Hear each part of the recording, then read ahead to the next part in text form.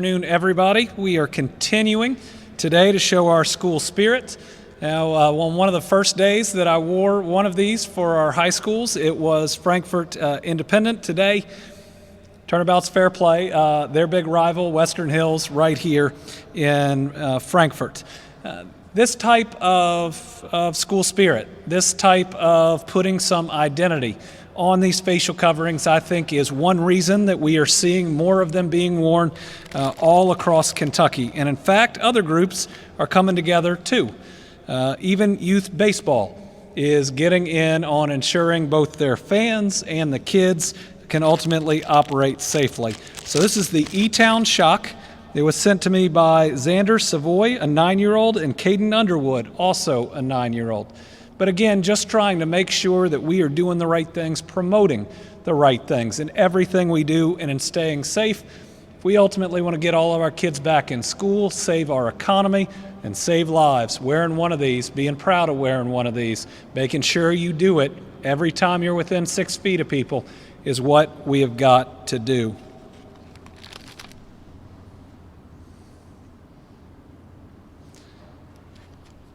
So I came across this quote the other day, and I think it's imperative. It really tells us where we are.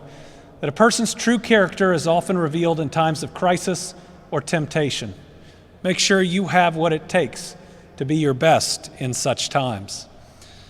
We are certainly in a time of crisis, and it's one where our character and how we respond has never been more important. If crisis shows our character, is it one that yells at the checkout clerk that tells us that we have to be wearing a facial covering to check out? Is it one where, when we disagree with each other, trying to make the best decisions we can, we revert to name calling? Is it one where if somebody is for something, we're against it just because? Or is it one where we put the health and lives of our neighbors above our personal interests? One where we show resiliency that no matter what this virus gives us, we can take it. We can do what it takes to protect one another.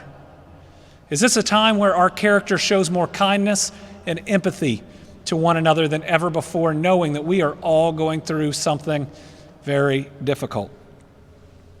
In many ways, I wish my grandparents were here today to talk either on my dad's side about the Great Depression, my mom's side about being in Europe during World War II for over a year, and about the sacrifices and the duration of the sacrifices that those generations made.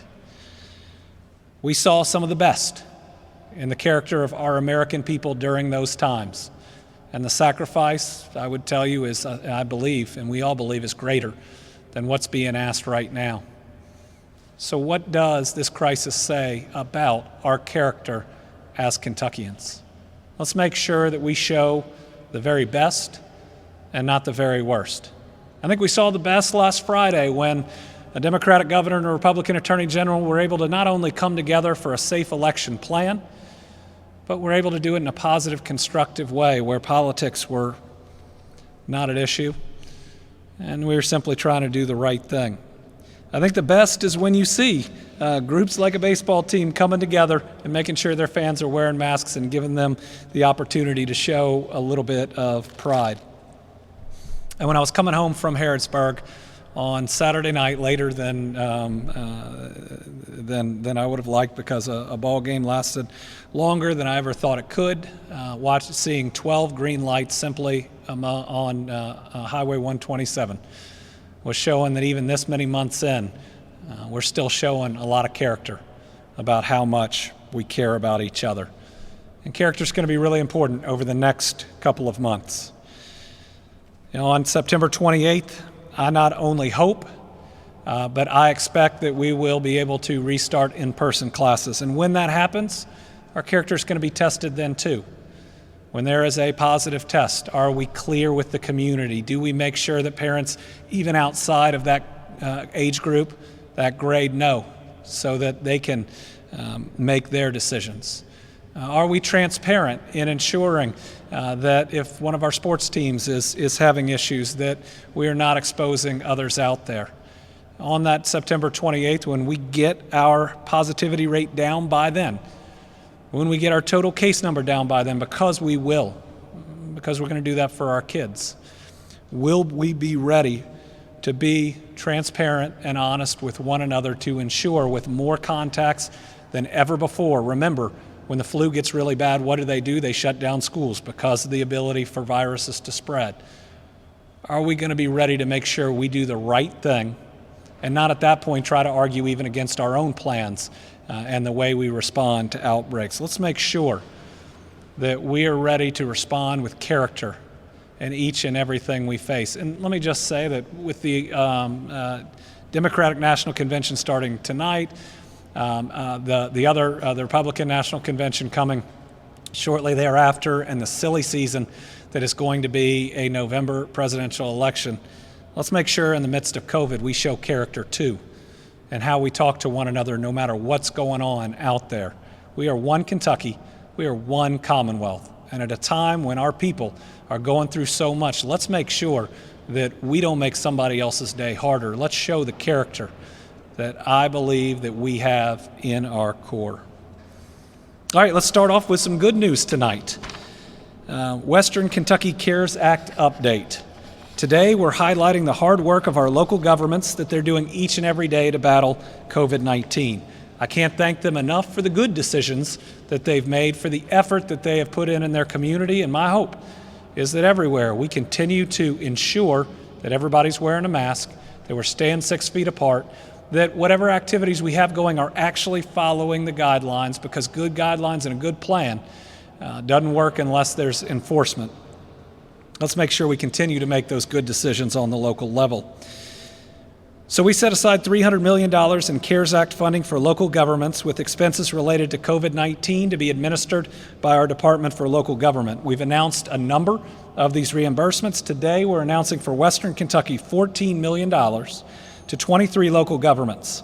They include the counties of Barron, Christian, Logan, Meade, Metcalfe, Ohio, Simpson, and Webster, and the municipalities of Arlington, Benton, Bowling Green, Brownsville, Clarkson, Clay, Elizabethtown, Franklin, Hodgenville, Horse Cave, Glasgow, Morgan, Murray, Tompkinsville, and Uniontown. The funding will be used to reimburse payroll expenses for public safety officials, PPE, cleaning and sanitizing supplies, teleworking equipment, and other expenses that were necessary to battle this virus. Since the application's been released, we've approved more than $66 million in reimbursement to 200 applicants, but we need more out there. We still have a number of counties and a lot of cities that haven't applied for reimbursement. We need you to do so. We actually believe that there may be a little money left over in this initial $300 million that's available, and we want to deploy it, if it's not all applied for those communities that have more in their expenses. So again, more dollars flowing into our communities. Testing. Excited that we are now opening up our drive-through testing in Lexington that we are going to be running with the University of Kentucky. It's been a tough year for every Kentucky family, and it's been challenging for our students that have missed so much. And whether it's those college students that are returning right now or getting our students back into the classroom, making sure that we have available, easy testing is critical. And Dr. Stack's going to talk in a little bit about how we're one of the only states that hasn't seen a decrease in our testing over the last several weeks. That is so important because it means we're operating under accurate data, or at least more accurate data in the decisions that we make. We've seen big drop-offs in other places. I believe one of the reasons that we haven't here is that we continue to provide so many options, but these drive-throughs, I think, are very important. So, the Department for Public Health is partnering with the University of Kentucky and UK Healthcare to begin free, it is free, drive-up COVID-19 testing for the community at 2 sites on campus beginning August 24th. To facilitate the testing, UK is going to continue the partnership that it has with Wild Health, a Lexington-based company that is doing their testing for their students. One site for community testing will be in the new parking lot on College Way near the UK Motor Pool. The other site will be on the grounds of Eastern State Hospital. All of it is by appointment. You have to go to this website, lexington.wildhealth.com. And the reason that you have to do these signups is they collect all your information. It's how they give you your results. This is one of the important parts of getting your results faster. UK is already testing a number or all of their students that are coming back on campus, but this is going to help not just the Lexington community, but the broader state. We saw with the last drive-through testing that we had at BCTC that we are serving a large part of the state based on the access to 64 and to 75. Remember, we still have drive-through testing locations in Louisville. That's a partnership with U of L. You can sign up for that also on our website. This shows you the 3 locations, one's in Bullitt County outside of Jefferson, that are operating. We want to make sure that people use those. Testing is free. We also have our Northern Kentucky partnership with St. Elizabeth. These are all partnerships directly with the state. 2 locations for drive-through testing in Northern Kentucky, which has been hit pretty hard. And then finally, we have testing locations, more than 200 all over the state. Sorry, this is the last Louisville one, the one that we are doing with Norton Healthcare. And I believe what they would tell you is without this additional assistance, we are now seeing a real scarcity of testing resources nationwide. I believe that in Kentucky, we are in a much better place because of our local partnerships. But I will warn everybody that we're starting to see the market tighten in both testing supplies, which are at a very difficult level, and PPE. It's getting harder and harder once again to get certain items of PPE. All right, let's talk about where we are right now since we finished last week. James, if you could show the stair-stepping chart.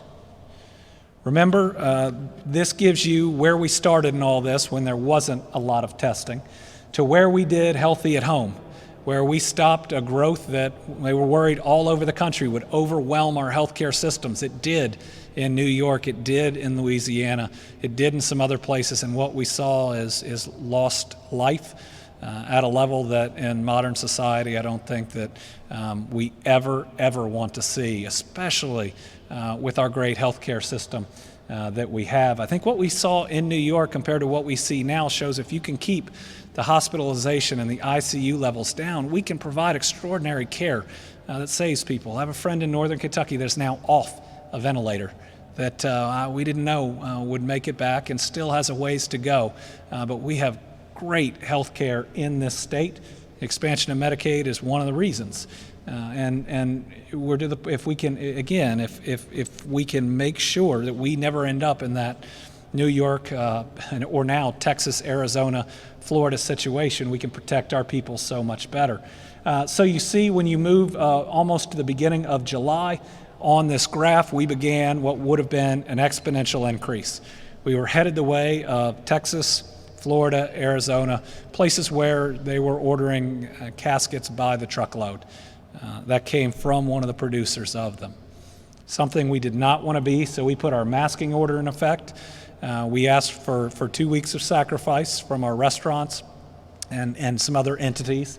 And what we saw was once those went into place, the start of a plateau.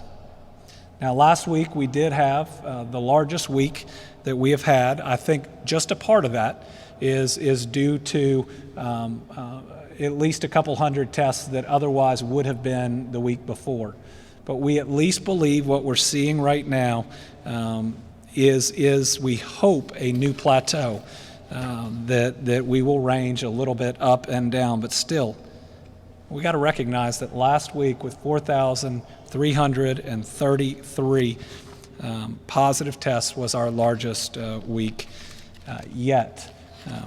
Now, plateauing is better than increasing, but what we saw with reopening is we will be better off if we can get a true decrease in the overall numbers, and we certainly have to have a decrease in our positivity rate to make it safe to do other things. Positivity rate, when you look at it, we're going to announce here in a minute that today's is 5.8%. higher than we'd like. It's really been around that area since the 9th of August. Again, that suggests that we have slowed what was a very, very dangerous place that was going to lead to some really bad outcomes. We're still, with this level of cases, going to have some really bad outcomes, but we were headed in a much worse direction. Our battle now is to start pushing that positivity rate down by doing the right things and by making sure that we are smart. I pray 4,333 cases, regardless of what the positivity rate is in the future, I pray that that'll be the largest number of cases that we have, and that this is the top of where our St. Louis versus Philadelphia will be. And that's why I want to make sure that we make smart decisions if we are truly at the apex, and hopefully we will see a decrease from here. I'm going to ask Dr. Stack to come up, give his analysis of where we are right now. Then we will give today's report and open it up for questions.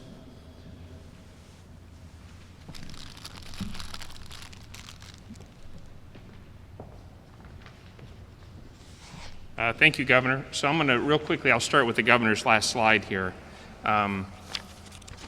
He's already talked about this, and I've shown this before.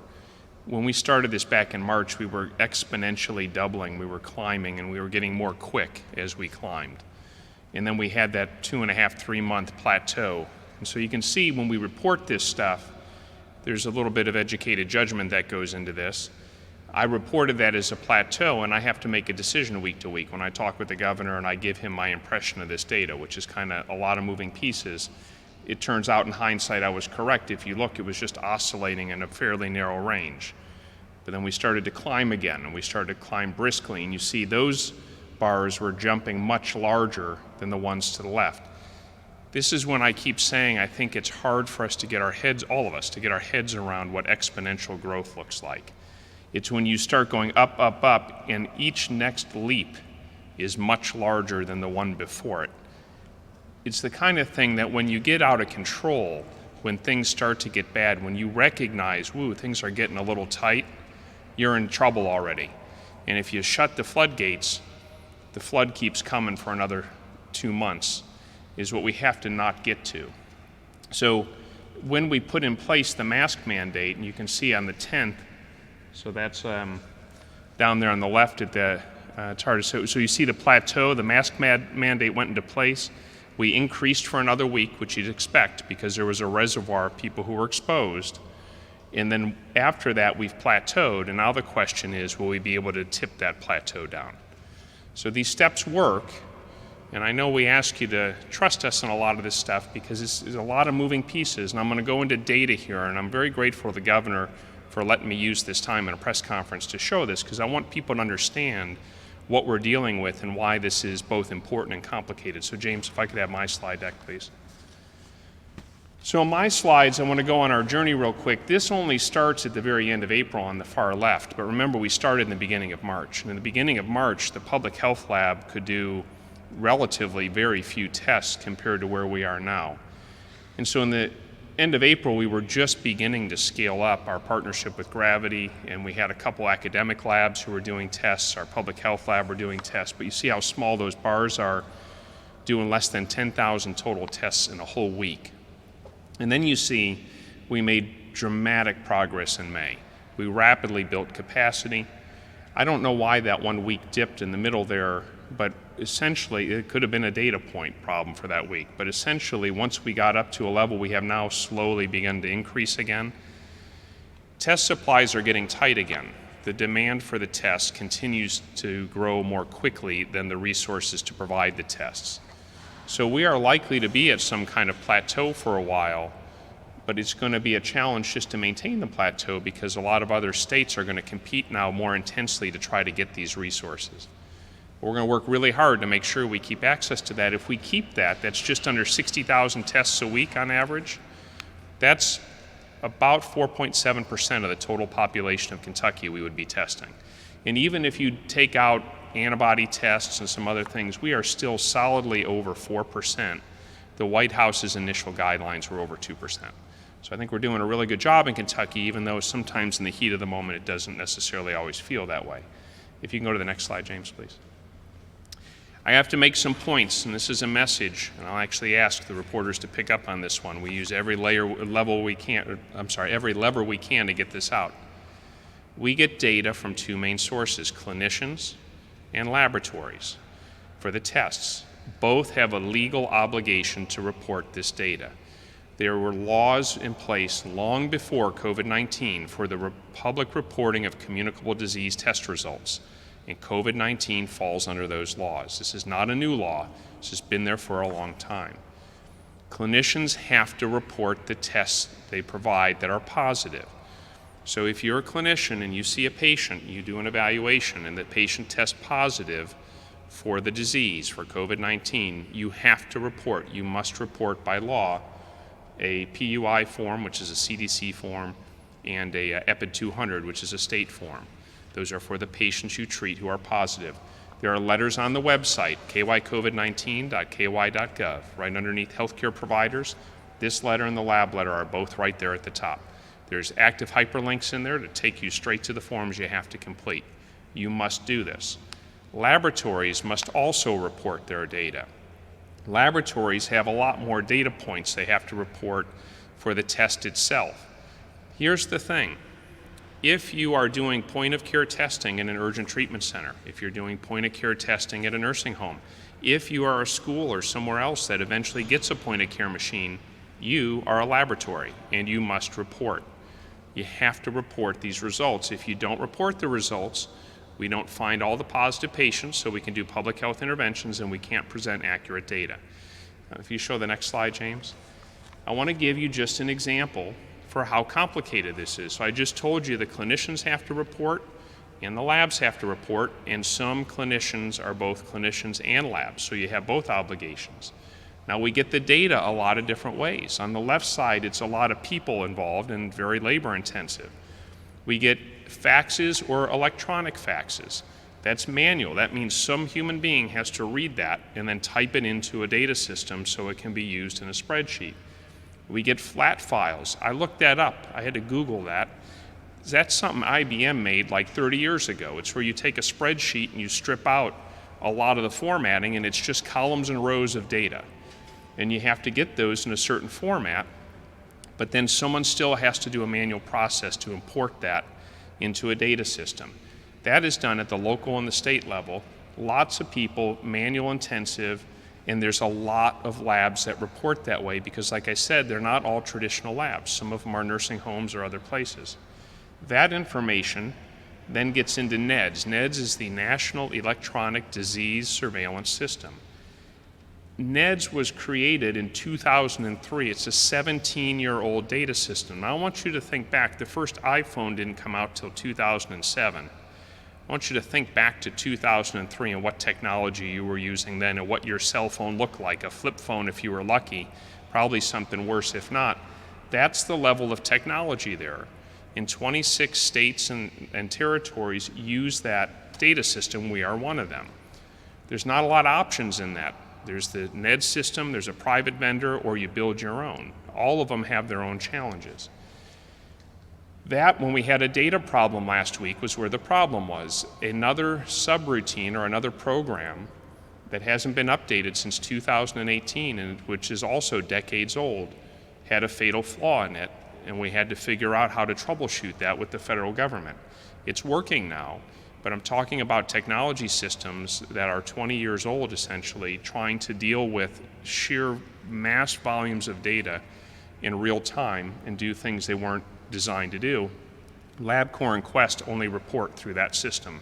That's how we get their information, and they're the two biggest national labs. And then KHI is Kentucky Health Information Exchange. KHI takes electronic data from labs. We want more of this, and I have mandated in the state of Kentucky that every lab is required to onboard into KHI if you're reporting a sufficient number of laboratory tests. Because if we do that, then that data goes straight into NEDS, and we get it in a way that we can manipulate in a spreadsheet. We could do things if we had everybody in KHI, like have a real-time dashboard on a website that auto and continuously populates data and metrics, the kind of stuff you want that we also want. But there's all these moving pieces, And if you're a tiny little lab who's only doing 8 point-of-care tests a day, you don't have the economic resources, and you're not going to be able to do the K-high route. So we're going to continue to have a multi-source input system, which is a challenge. I don't say that to make excuses. I say it to describe the reality we face. I accept accountability for the quality of data we provide at public health. It's just not an easy thing to do, and there's an army of human beings trying to pull this together every day. Next slide, James. Even so, there is a lot of data on our website. If you go to kycovid19.ky.gov and you scroll down a little bit, you'll see those bars. There's a desktop dashboard and a mobile dashboard. The desktop has much more information than the mobile, just because the platform on the phone is not big enough. If you click on the top right corner, there's like a little expand thing. It'll make the tab bigger, and some of them that will reveal even more information. If you are interested in this stuff, I encourage you to go there. And of course, on our website, that's one screenshot I took, one rectangle out of it. There's all sorts of other types of data, reports and other information. If this is important to you to look at that, there's a lot of stuff there. We will keep working to make it better. And I think tomorrow I'll be back to talk to you, I hope, about how we use this and report it and why and when we do that. And so come back for Chapter 2 tomorrow. Thank you, Governor.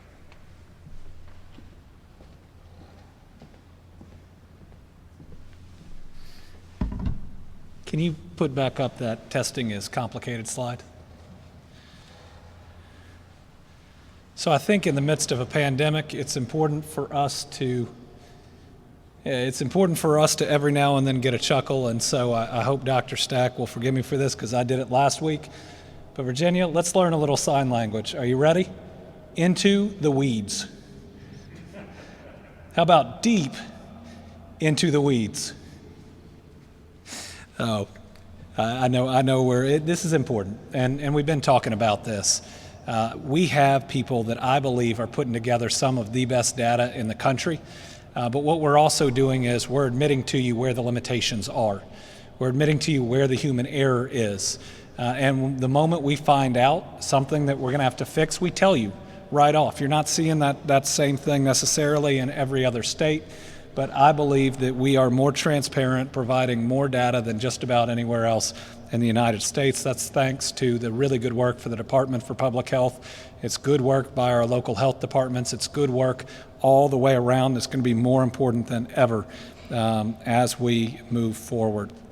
So today's report, we have 376 new cases of COVID-19. That's about in line with the last several weeks and what we have seen on Mondays. 54 of those, that's 15%, are 18 or under.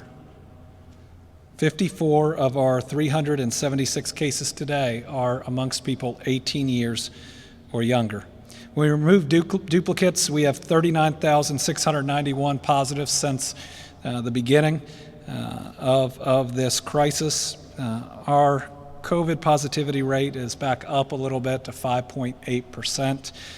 Even if we are going to plateau on our overall numbers, we definitely need to see the positivity rate starting to go down. There are other states that I was talking to today, they've been through far worse than we have and are now on the decline. We want to see that with our positivity rate. Total number of tests to date.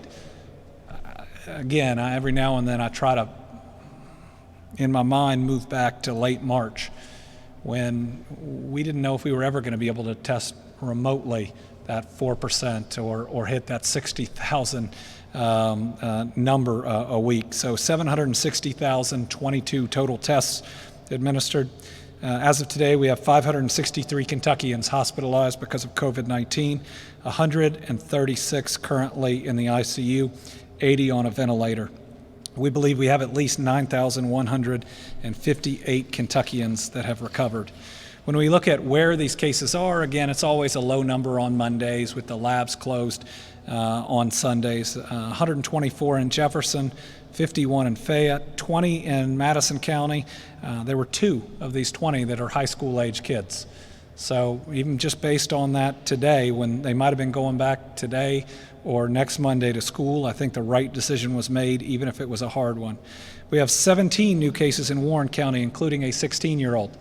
presumably a high school student. We have had so many individuals under 18 in Warren County test positive.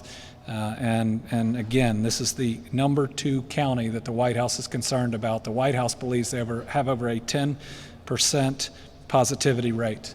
I hope and pray that Warren County will do the work just like we are, wearing these facial coverings and making good decisions to make sure that we are wise, that we promote public health and safety. 9 new in Oldham, 7 in Campbell, and then a number of other counties represented here. We've also lost 5 new Kentuckians to COVID-19.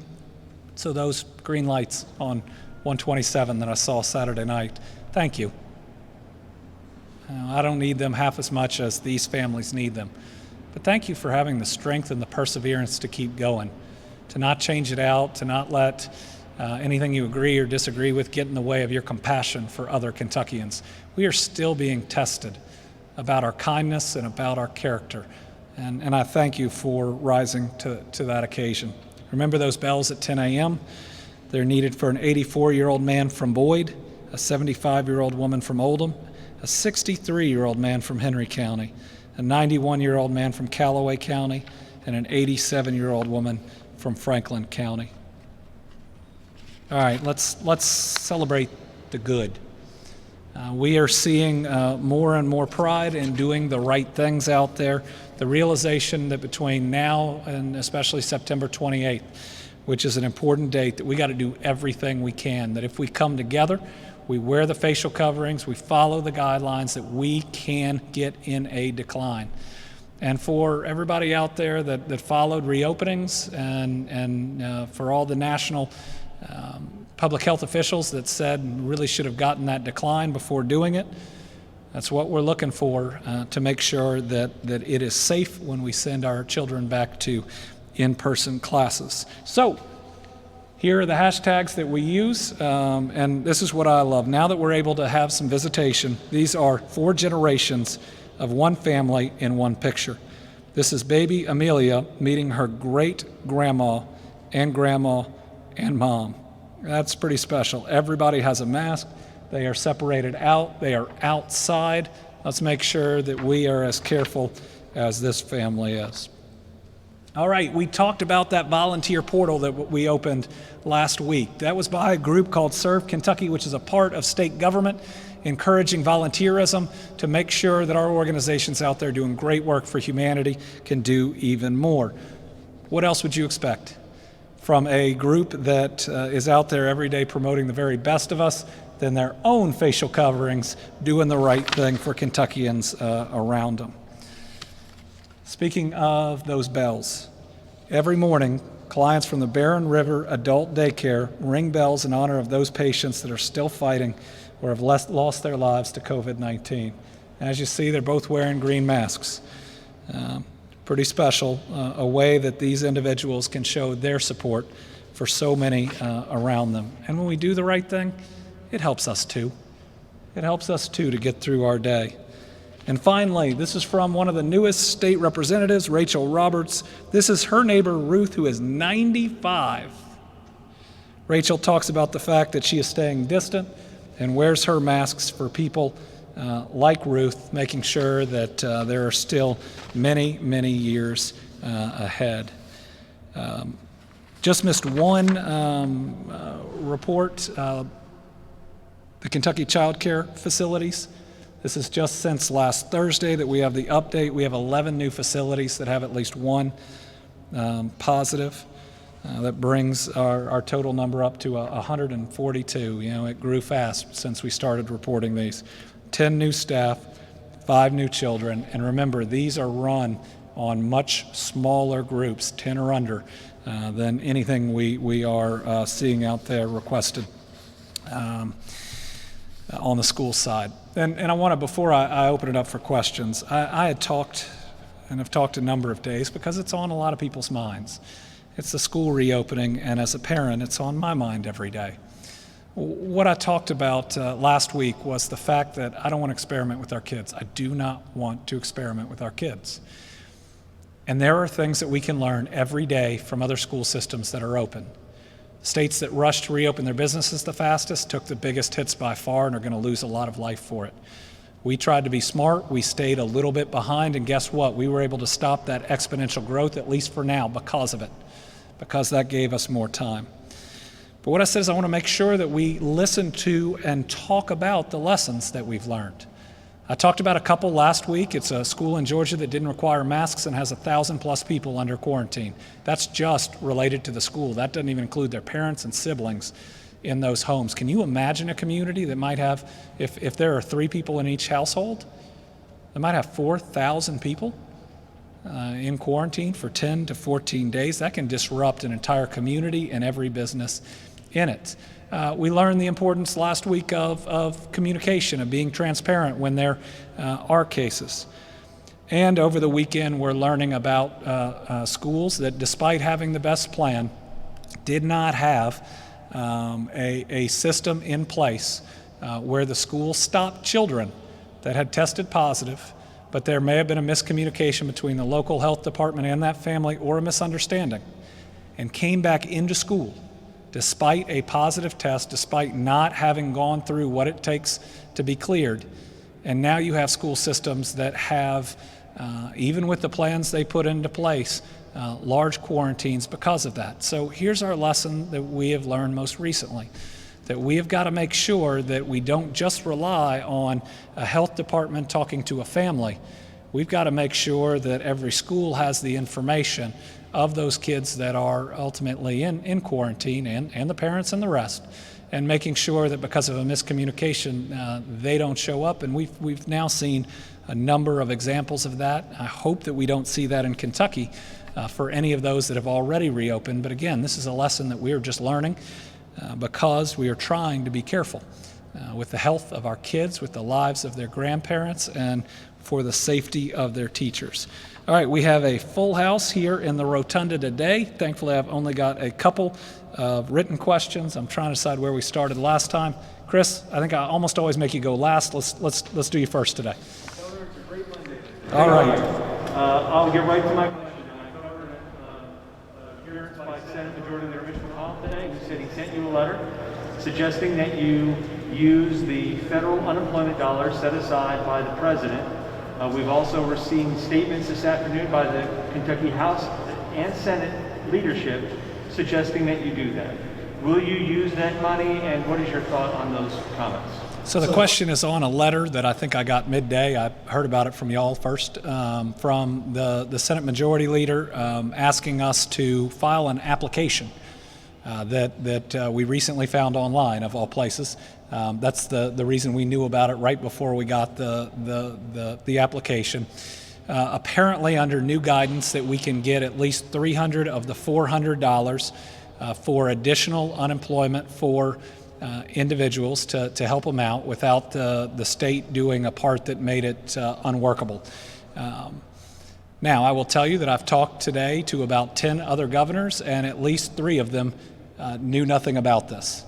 There is a communication issue out there about not only the existence of it, but also the rules that go along with it. I will tell you that we have reviewed the application. We have even put together a draft of what it would look like. But we do have to get clarity on a lot of points, because you agree and you jump in on something and you don't know all of the rules. Then shame on you if you're not doing it right. I will say, if the federal government is going to provide $300, and it doesn't create an unworkable situation for the state, yeah, we're gonna take it. We're gonna get it out there to the people that need it. But we've got to know all the nuance in it. And let me also give credit to the White House, which called us late last week, saying that they were working on this and actually talking through some of the issues with us to try to get, whether it's this program or something else that we'll see, in a place that's workable from the state. And we appreciated that reach out, and they wanted our input on it, but it appeared that they also wanted to try to make it work. Nick? Some testing materials and PPE is a difficult level. How does Kentucky stay competitive to ensure that those materials come here? The question is on, now we're seeing more difficulty. Let's start with testing equipment, and that can be everything from the liquids, the medium that needs to be in the testing, in the machine itself, it can be swabs, it can be a lot of different things. And because there are so many different platforms, right? I don't criticize the federal government for this at all, but they basically said get everything and every way to test up and running immediately. It means that when there's a shortage, it can impact one set of lab machines, not necessarily others. We're seeing a lot of it, though, across the board. Kentucky, in testing, is in a better place than most states to deal with these shortages. And that's because we have, now it's more than 3, we have 4 homegrown state labs, which we've talked about a lot of them before, that right now are doing a better job than most about having what they need. But we're seeing our hospitals struggle more and more. And I think you're going to see some of them be very vocal and very public. They were told to get machines up that require certain supplies, and now are having a very difficult time getting them. So do I have concerns? Yes. Will we fight to get all the supplies we need? Yes. But is it, it's a challenge. The Norton partnership that we have, providing them about 700 a day now, is because the platform that they had, there is significant scarcity for. Now on PPE, we're starting to see a tightening of the market. N95 masks, we've never been able to get. That's persisted since the beginning. We did get to a place where we could order a lot of gowns and gloves. Now those are getting harder and harder to get. We did spend the time when we could get them, getting more. We will have a reserve that I think could get us through a surge. The challenge will be if it tightens so much that we have to start providing those out to keep people safe. But those are 2 things out there that we need to know are happening and that we hope will be addressed. Catherine? Has reached this plateau because of the mask mandate. Might further restrictions be necessary for cases to decrease? The question is if we're where we are right now because of the mask mandate, are further restrictions required to see a decrease? I believe right now, if we get better with the mask mandate every day, and I hope at least that we do, we get a little better every day, and we remind ourselves about social distance. If we are a business, say an office-based business, and we're no longer at that 50%, we're at about 90%, and we can rethink exactly who needs to be where and for how long, I believe with our current practices, we can and we should see a decrease. Earlier, we've seen this in some other states using just these steps. Now those states were at a really rough place. And I hope it's not. I hope their decrease is not just because so many people got it. But I think we are at least on track, again, if we make wise decisions. Opening schools too early can cause a spike. We see in flu, you see a spike in flus in regions where there's an outbreak in schools. My hope is that doesn't happen, and we'll start to see that decline. Alex? You called out, I think Barron and Hardin counties for having positive cases, and since schools started opening in person today, do you plan to publicize which schools have outbreaks? We're going to have an announcement tomorrow about how we're going to report outbreaks at schools.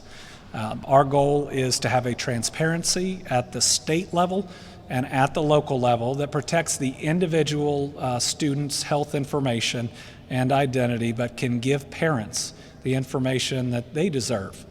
Because they may think that it's safe to send a child back, but that can change.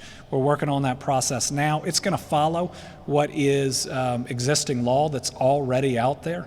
You have to advise a class or a school if there's lice in a school, right? I get those emails, and you always wonder, oh my goodness, is that my kid? Every time that it comes out, it hadn't been yet, but I'm just going to say yet. But parents deserve that same information at their schools. And they deserve to be able to ask questions about how a quarantine is done and how it was decided that this class, but not that class, may need to spend that time. Because remember, by the time you learn of a positive, even in a short turnaround, that child, likely child, or teacher, right, has been around a number of individuals, but those kids have also all gone home. And so our parents who are out there who have kids going back to school are going to have to understand that also comes with the risk of those parents having to quarantine because you're in very close interaction with your kids. So we'll have a full announcement on that. We're getting all of it together to make sure that our local health districts, our schools, and the rest understand the legal basis that's out there that exists for I think the right balance of protecting that child's health information, but giving information to the community.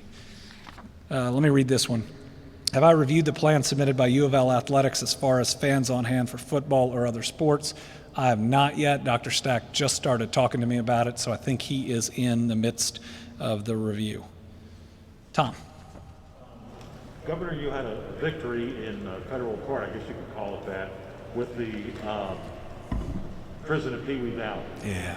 On the the plaintiffs wanted to be released from prison because of that. Haven't heard anything for a while on the numbers in our state prisons. How's that stacking? The question is on a lawsuit that the state got a favorable ruling on. It was brought by the ACLU, mainly brought by families that are worried about their loved ones that are in prisons when we have COVID outbreaks, and I guess wanting more releases.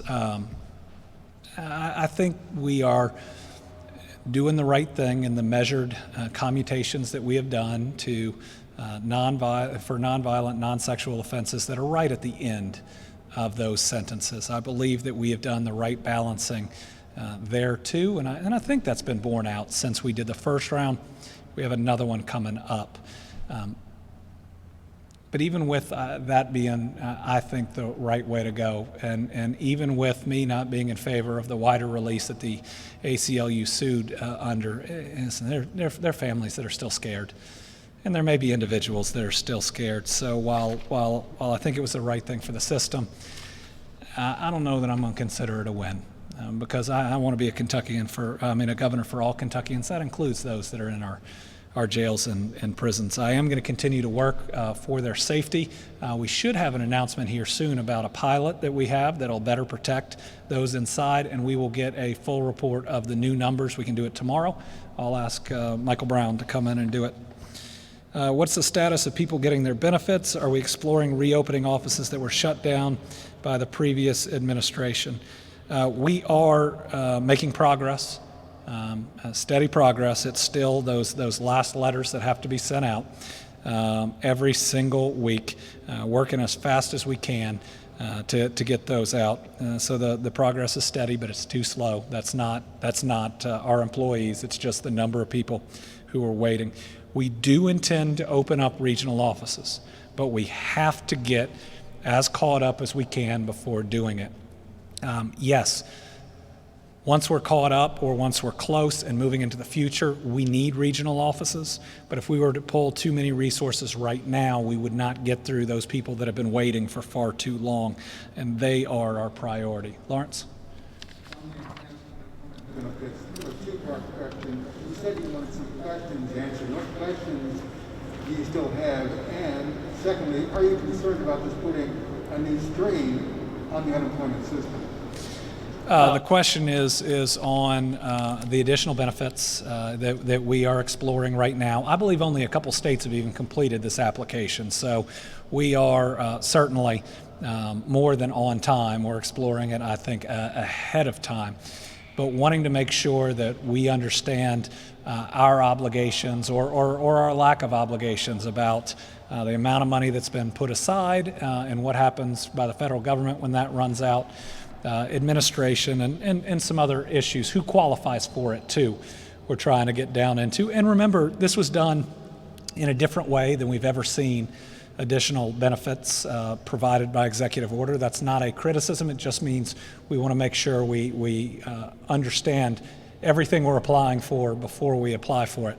I do not think it puts any more of a strain on our system than we have right now, because we've been having those additional benefits, and I think our people need them. You know, it's not only helped our economy, it's helped our families, so we're working fast. I am for the full $600 still being provided to our citizens. If we've got a workable way from the federal government to do $300, we'll do it. We're just going to understand all of it before we sign on that dotted line. But again, we're moving quickly on it, and we want to make sure that our people get what they need. Well, I think we're looking at I think we're looking at days. Part of it depends on when you get the answers and how complete the answers are. Originally, we were told the guidance was coming a long time later. I think they sped that up. And they let me know they sped it up, and that's fair. I'd mentioned that was a problem, and they're working to address it.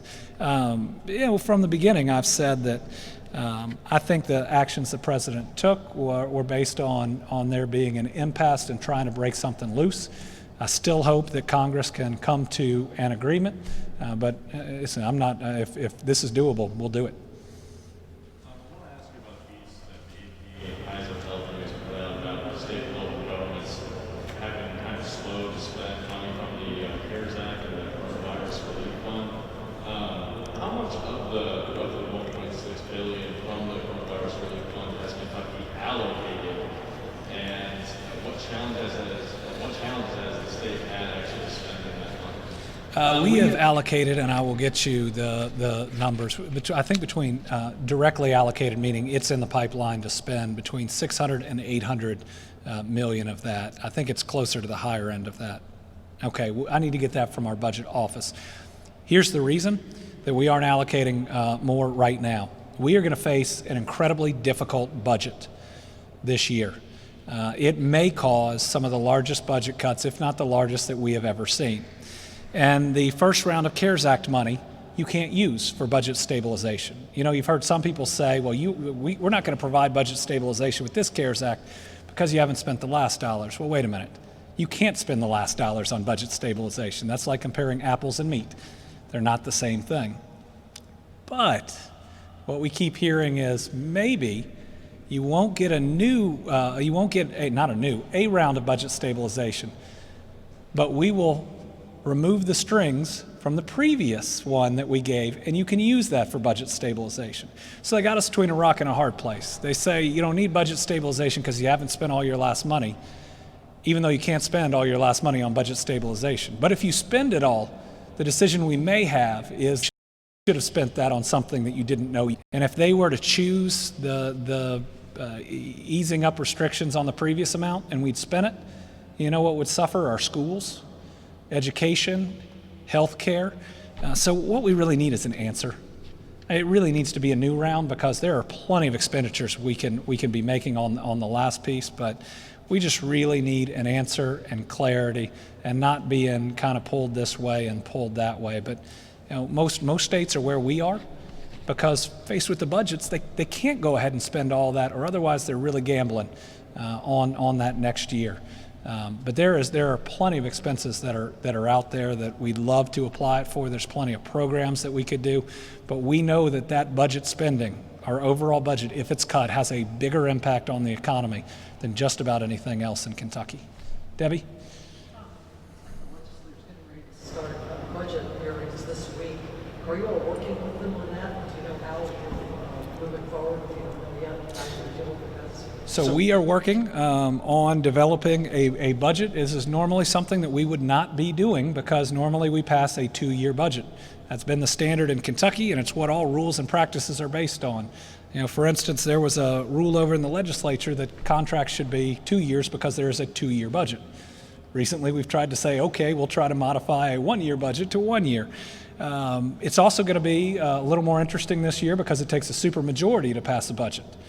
They made it more difficult by the numbers by only doing that 1-year budget. So what we are doing is we are starting to work off what we offered in our budget recommendation as the second year. And we are adjusting that with the potential realities that we face. But there is so much in flux right now. For instance, we ended up last year's budget in the black as opposed to the red, which was due to a couple of different things. One major thing it was due to was the $600 in additional unemployment payments because people are spending that, which they need to, and it boosted the economy. And so we saw our numbers much better. There's going to be a huge difference if we're able to get 300, if we're able to get 400, if they pass 600, or if there's nothing. And the budget projections would be wildly different with each of those. Same thing for budget stabilization and what we can do. I mean, right now, putting together the budget, which we're going to, is like building an airplane while you're flying it with a third of the parts. So we're hoping to have more information as it comes in, but that's the process we're in. Alex? At jails and prisons right now, or is visitation allowed in any capacity? So I believe that we are not allowing at this time visitation in our jails and prisons. We haven't loosened that up yet, have we, Steve? Yes, but I don't believe currently in jails and prisons, and we're starting to see more outbreaks in them. Right now, we don't have plans to change that, though we have encouraged more technology being used. We understand that people deserve to be connected, and at a time when it's even scarier to be in one of those facilities, we want them to be able to have that phone call, that ability to reach out, and I hope they have more of an opportunity than they normally would. All right, Tom? Tom looks good. I got a weird email from work just now. Pardon me for being. He's got a baseball mask on. I'll come back to you, Lawrence. Are you concerned that schools will not report their cases? Is that a concern that you have going through this process? My question is, am I concerned that schools will not report their cases? Let me start with, I have a concern that some of the districts that are going back or we think are going to go back are in some of the hardest hit areas as defined by the White House, not by me. I worry that rationalization occurs to try to find different reasons why that should happen when the White House has you in a red, a really dangerous place. And what that's saying is that the White House and us in the state believe no matter how good your plan is, it can't work at the level of the virus right now. And now when you make a decision to go ahead and do that, my concern is your commitment might be such that it pushes you one way or the other. I just want to make sure. That everybody gets accurate information. I want to make sure that even if it's on the sports teams, that it's reported to the rest of the student body. And this is just so personal. I can't imagine as a parent the betrayal I'd feel if my son or daughter's school had positive tests but didn't tell me as a parent whether it was in their grade or not. And I believe every parent, no matter what they think is the right decision right now, viscerally feels how I feel, that they should at least have all the information. And that means as state government, we've got to set up the system that provides it. And I think that if we do it, we can balance that private health piece and the right to know. Debbie? Are you testing prisons currently? And you mentioned you're seeing some outbreaks. What's the situation? We are testing when there is a positive in, so it's a mix. Prisons that have an outbreak, we're testing, and then we're testing again and monitoring to make sure we get it under control, and we have a number of them that are in that category. For those that haven't had any, we monitor people for symptoms. Those that develop them, you test, and then you see exactly what the scope is of what you're facing and respond to that individual situation. We should have a pilot project here soon that may provide us ready, accessible information that will tell us very quickly when we need to test in a prison or a jail. You get the last one, Tom. All right, appreciate that. Bad cleanup, I guess, right? That's right. Are you still seeing issues, again, going back to the prisons again, with the outbreaks despite the spreading out? I know the Green River, that was fairly solved by segregating the various categories. Is this something you are able to do in other prisons, or is this something that's been really difficult to? Question is the response when we have an outbreak in prisons. What we've learned is that the ideal response is the Green River response, where you can move people into entirely different buildings. And to divide them up into positives, negatives, people who might have just tested negative but were around people who are positive, and the medically fragile. And there are a lot of facilities that you can do something like that or close to that. There might be different dorms that might not be entirely different buildings, but are separated. There are places where it's a little bit more challenging than that too, and we are working with those places to try to even find new facilities. Sometimes we're moving different, I hate to say prisoners, different incarcerated Kentuckians right? To try to make that happen. And so in each of these situations, you have a different layout, but you know if you can move people and separate them out, that it puts you on the path. Now, one of our challenges that we've had is that at least the Kentucky State Reformatory, that's a place where we send the medically fragile. That's where our facility is for those that are already in bad shape. And so that's an area that we're particularly concerned about and watching. Can you put the character quote back up, James? I just want to leave you with the way we started, is that we're in a crisis. People can try to ignore it, but it's here, and we all know it's here. And we can try to argue with the numbers because we just want to get back to our old life, but this is our challenge. This is, in many ways, our great war. It's just against a virus. And so the question is, in this time of crisis, who are we? We're going to define ourselves personally, whether that's online or amongst our friends and community. We're going to define ourselves as larger, broader communities, as leaders and as a state. What type of character do we show right now? Do we make the hard decisions?